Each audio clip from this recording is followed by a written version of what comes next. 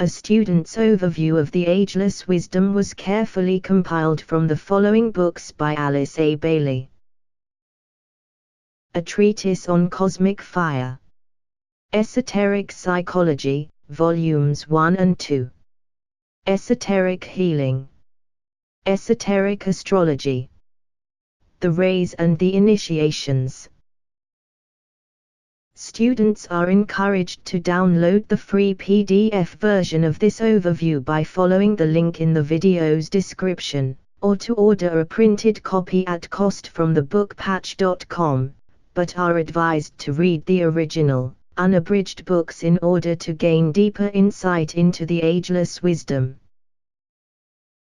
Students are also invited to join our online study group at facebook.com/groups/students of the ageless wisdom.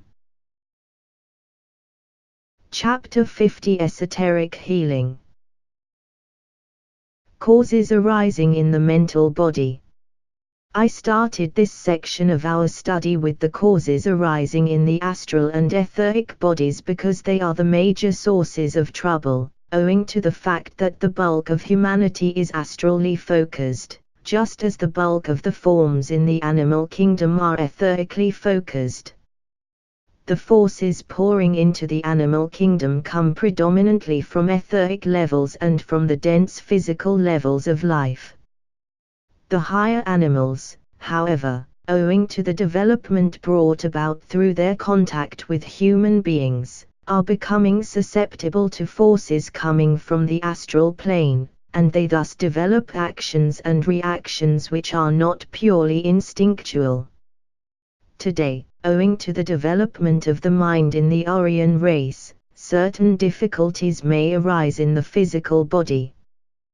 Their origin is not basically mental but primarily due to the fact that the mental body is the transmitter, when active and rightly aligned, of soul energy, and this soul energy, pouring into the physical body, can produce certain conditions of overstimulation and difficulties connected with the nervous system.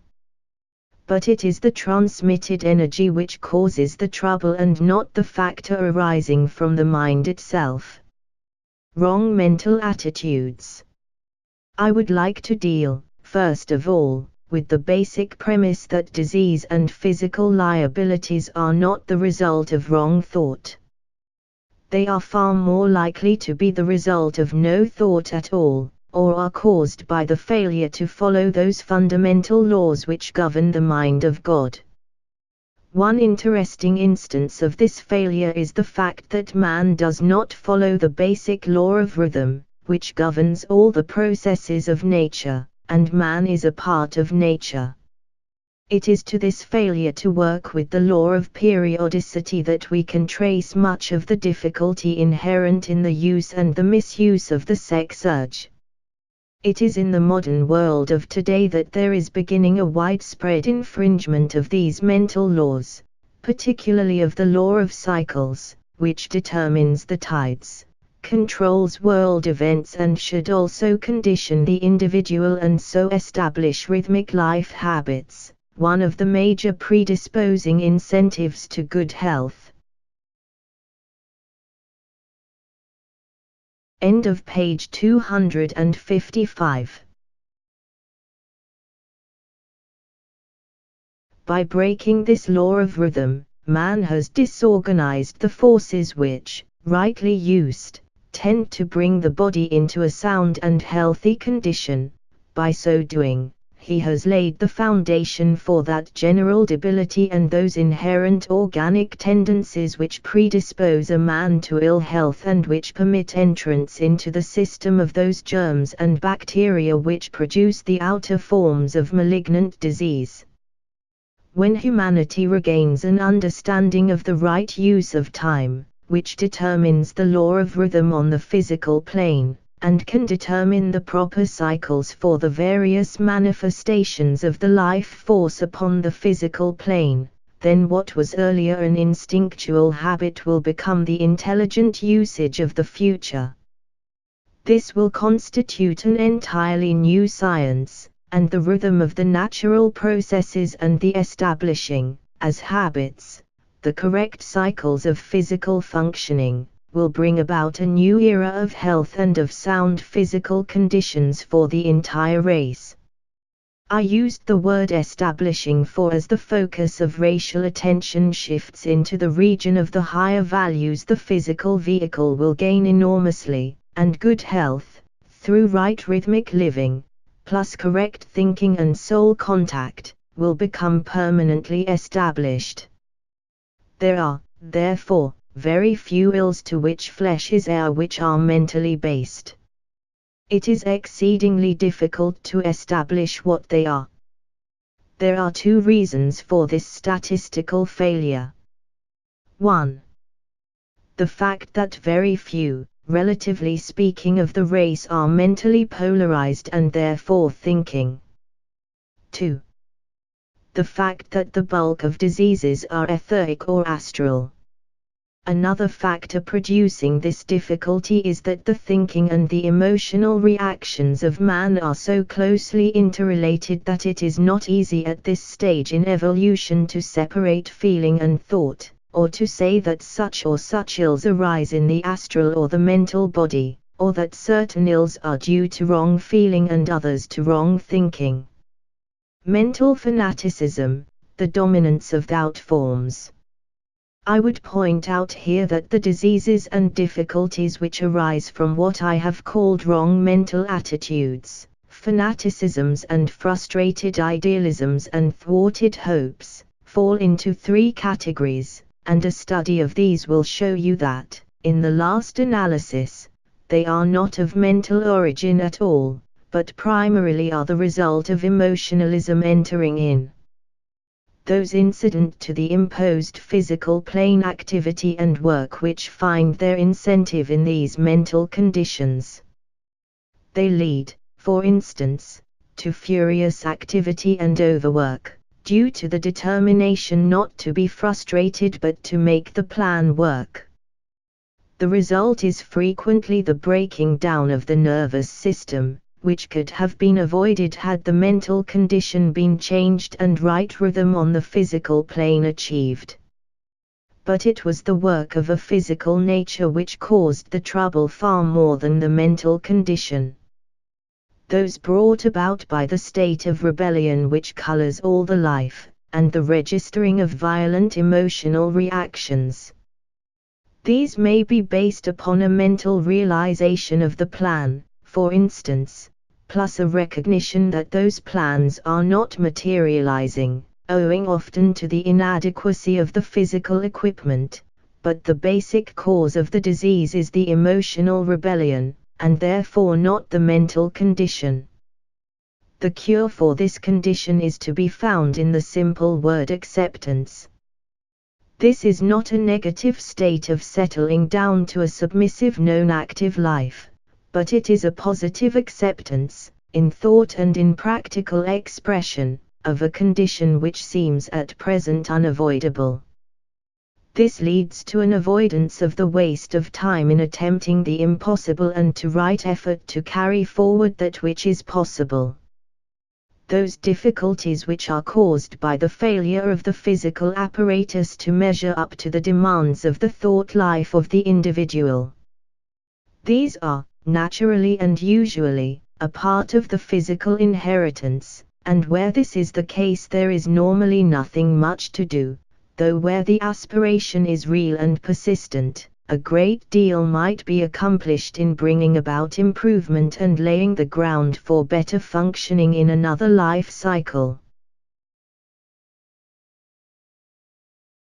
End of page 256. Frustrated idealism. There are, however, certain diseases which appear in the physical mechanism and which are definitely rooted in the fact that activity, which is the result of thinking specifically, has been colored and conditioned by the emotional life of the individual, and the emotional life is a fruitful source of disease and of establishing wrong rhythms. It is therefore the predominance of the astral force, and not of the mental energy, which really causes the physical trouble. I am not referring here to the diseases of the nervous system and of the brain, which are the result of overstimulation and of the impact of energy, often from the mind and the soul, upon an instrument unfitted to handle it. These we will consider later.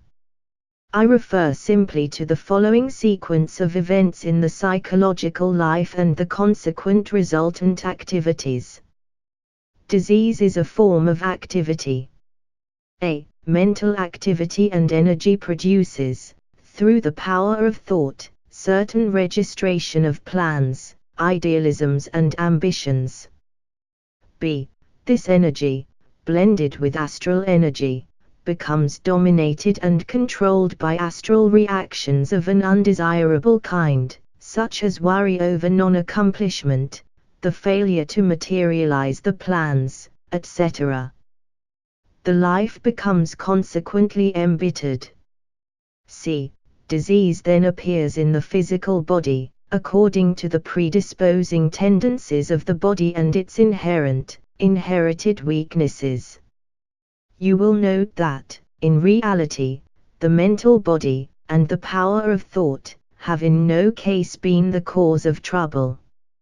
It has been caused by the obliteration of the original thought and its stepping down to the level of emotionalism. When this stepping down and eventual control by astral forces does not take place, and the thought remains clear and untouched upon the mental plane, there may be trouble of another kind, due to a failure to carry through the thought into effective action upon the physical plane. This failure produces not only the cleavage in the personality so well known to the practicing psychologist, but also a cutting off of a much-needed stream of energy. As a consequence, the physical body is devitalized and falls heir to bad health. When the thought can be carried through to the physical brain and there becomes a directing agent of the life force, you will usually have a condition of good health, and this has proved true whether the individual thought has been good or bad, rightly motivated or wrongly oriented. It is simply the effect of integration, because saints and sinners, the selfish and the unselfish and all kinds of people, can achieve integration and a thought-directed life. Most certainly the generalization can be made that an individual and a group can heal and that thought can play its potent part in the healing process, but not thought alone and unaided. Thought can be the directing agency of forces and energies which can disrupt and dispel disease, but the process must be aided by the power to visualize, by an ability to work with particular forces as is deemed advisable, by an understanding of the rays and their types of energies, and also by a capacity to handle light substance, as it is called.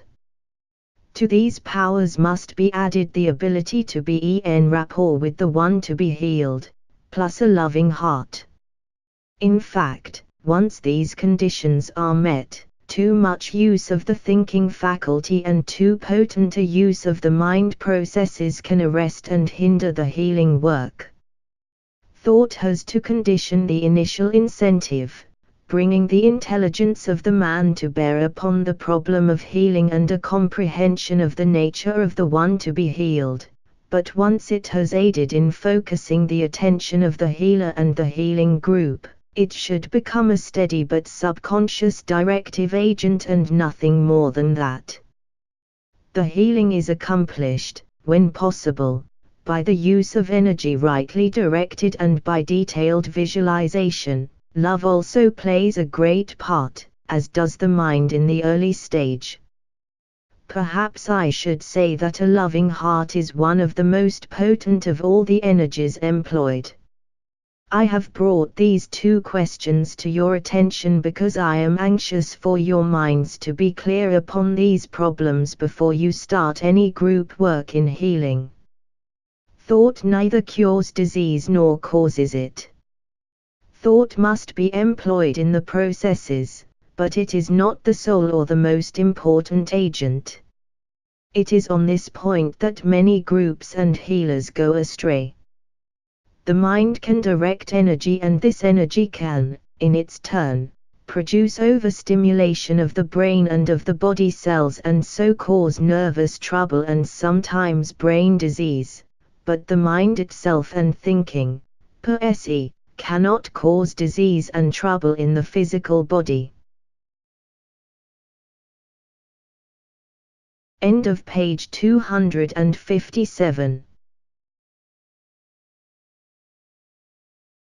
Where there is integration, there is the free play of force and of energy throughout the material body.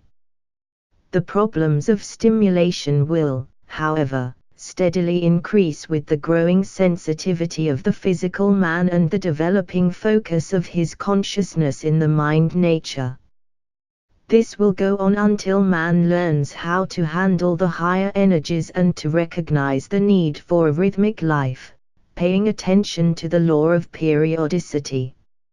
In healing work, certain rules should be mastered and followed by the healer. I have given 3 important rules already. Briefly, they are as follows, and I am dividing the first one into its component parts for the sake of clarity. A. The healer must seek to link his soul, his heart, his brain, and his hands. Thus can he pour the vital force with healing power upon his patient. This is magnetic work. B. The healer must seek to link his soul, his brain, his heart and auric emanation. Thus can his presence feed the soul life of the patient. This is the work of radiation. The hands are needed not. The soul displays its power. C. The healer must achieve magnetic purity, through purity of life. He must achieve that dispelling radiance which shows itself in every man once he has linked the centers in the head. When this magnetic field has been established, the radiance then goes forth. D. Let the healer train himself to know the inner stage of thought or of desire of the one who seeks his help. He can thereby know the source from which the trouble comes. Let him relate the cause and the effect, and know the point exact through which relief must come. Rule 4. The healer and the healing group must keep the will in leash. It is not will that must be used, but love. This last rule is of great importance. The concentrated will of any individual and the directed will of a united group should never be employed. The free will of the individual must never be subjected to the impact of a powerfully focused group or individual. It is far too dangerous a procedure to be permitted. Will energy, particularly that of a number of people simultaneously playing upon the subtle and physical bodies of the one to be healed, can greatly increase the trouble instead of curing it. 1. In magnetic healing, the healer, or the healing group, does 2 things. A. He attracts to the healing center that type of energy which will counteract the disease. This is necessarily a vast subject and one of deep scientific import. Certain types of ray force can be used with certain types of disease, necessitating the use of certain specific centers for the distribution. B. He attracts to himself and absorbs those forces which are producing the disease, drawing it forth from the patient. This latter process necessitates a careful guarding of the healer from all contamination by the disease, so that the forces can find no place in his body. There must also be the supplying of fresh energy to the patient, in order to take the place of that which has been withdrawn. This process sets up a definite interplay between the healer and the patient. There is consequently some real danger in this work of occult healing, and for this reason the healers in training should bear in mind that they will work as a group and not as individuals. The free circulation of force produces good health in the individual or group. The free circulation of force between a healer or a healing group and the person to be healed can produce the cure of disease, provided it is the destiny of the man to be healed at any given time and his cooperation is given when possible, though this is not really essential. It facilitates more rapid results in many cases. In others, the patient's anxiety can negate the desired effects. In radiatory healing, the process is simpler and safer, for the healer simply gathers power into himself and then radiates it out onto the patient in the form of a steadily outflowing stream of radiant energy. This stream of energy should be directed to the center nearest to the location of the disease. End of page 258. In this work there is no risk to the healer, but if the element of will enters into his thought or the stream of energy projected is too strong, there may be danger to the patient. The impact of the force which is being radiated upon him may not only produce nervous tension, but may lead to an increase in the power of the disease and its intensification by stimulating the atoms and cells involved in the activity of the force responsible for the trouble. For this reason beginners must avoid any concentration upon the disease itself or the area in the physical body involved and carefully keep all thought in abeyance, once the preliminary work has been done. For energy ever follows thought and goes where the thought is focused. The healers have to determine the effectiveness of what they are attempting and the potency of their united group work and of the force which they can wield. They have also to discover their ability to keep the will in the background and to send the healing radiance out upon a stream of love energy. Have ever in mind that love is energy and that it is a substance as real as dense matter. That substance can be used to drive out diseased tissue and provide a healthy substitute in place of the diseased material which has been eliminated. They will, therefore, in the first cycle of work, attempt the radiatory method. It is simpler and far more easily mastered. Later, they can experiment with the method of magnetic healing. The healer will, therefore, keep all the forces focused in the head, and his attention must be concentrated there also. The heart will be automatically involved, as he will be using the energy of love, at first entirely. Preliminary rules for radiatory healing.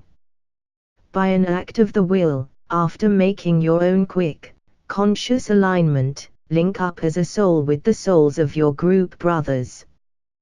Then link up with their minds, and then with their emotional natures. Do this by the use of the imagination, realizing that energy follows thought and that the linking process is inevitable, if correctly done. You can then function as a group. Then forget about the group relation and concentrate upon the work to be done. Within yourself, then, link soul and brain and gather together the forces of love that are to be found in your aura and focus yourself and all that you have to offer within the head, picturing yourself as a radiant center of energy or a point of vivid light. This light is to be projected upon the patient through the ajna center between the eyes. Then say the following group mantram, with purity of motive, inspired by a loving heart, we offer ourselves for this work of healing. This offer we make as a group and to the one we seek to heal. As you do this, visualize the linking process going on. See it as moving lines of living light substance, linking you to your brothers on the one hand, and to the patient on the other. See these lines going out from you to the heart center of the group and to the patient. But work ever from the ajna center until instructed to do differently. In this way, the ajna center and the heart center of all the persons involved will be closely interrelated. You see here where the value of visualization comes in. It is in reality the etheric externalization of the creative imagination. Think this last sentence out.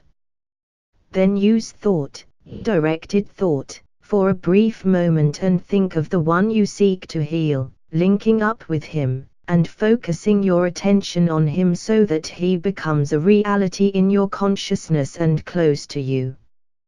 When you are aware what the physical difficulty is, then simply recall it to your mind and then dismiss it. Forget now the details of the work, such as the group, yourself and the difficulty of the patient, and concentrate upon the type of force you are going to handle, which is, in this case and for the present, second-ray force, the force of love. What I am here giving out is an adaptation of the second-ray method of healing, arranged for beginners. Feel a deep love pouring into you. Regard it as substantial light which you can and will manipulate. Then send it out as a stream of radiant light from the ajna center and direct it through the medium of your hands to the patient. In doing this, hold the hands before the eyes, palms outward and with the hacks of the hands next to the eyes and about 6 inches away from the face. In this way, the stream which is issuing from the ajna center, becomes divided into 2 and pours out through the 2 hands. It is thus directed onto the patient. Visualize it as pouring out and sense the patient receiving it. As you do this, say aloud in a low voice, "May the love of the one soul, focused in this group, radiate upon you, my brother, and permeate every part of your body, healing, soothing, strengthening, and dissipating all that hinders service and good health." End of page 259. Say this slowly and deliberately, believing in the results. See that no thought power or willpower enters into the stream of healing energy, but only a concentrated radiating love. The use of the visualizing faculty and of the creative imagination, plus a sense of deep and steadfast love, will keep the mind and the will in abeyance. I would emphasize the urgent necessity for complete silence and reticence in relation to all healing work. Never let it be known by anyone that you are working in this manner, and never mention to anyone the names of those you are seeking to aid. Do not discuss the patient under treatment even among yourselves. If this basic rule of silence is not kept, it will indicate that you are not yet ready for this work and should discontinue it. This injunction is far more important than you can realize, for speech and discussion not only tend to deflect and dissipate force, but violate a fundamental rule which all healers are trained to keep, and even the medical profession on the physical plane follows the same general procedure. End of chapter 50.